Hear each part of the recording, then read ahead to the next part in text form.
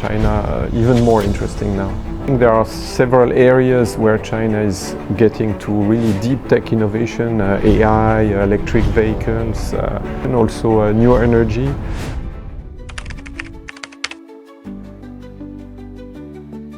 Yes, it's the case year after year. It's been 15 years, I think, now. The ranking of Switzerland as number one of the competitiveness index. So it reflects the positioning of Switzerland on innovation, competitivity, but also quality. Of course, the challenge is we are small, so we cannot do everything and produce everything. So this is where I think a partnership with Chinese suppliers is absolutely essential and has evolved a lot. It's not anymore the case of just designing a product and letting it be produced in China. I think it's more a collaboration now because the world has become a lot more complex.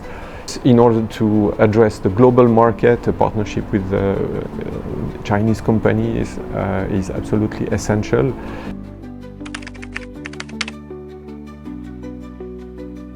China even more interesting now.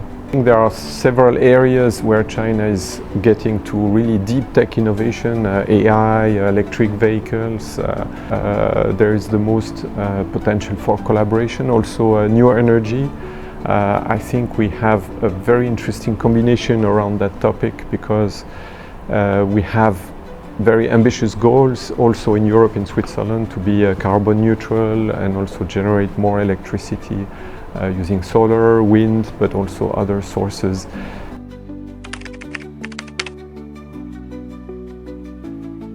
Well, I think there is still today a difference of speed in the way to do business in China and in Switzerland. So the Chinese suppliers need to be a bit more patient.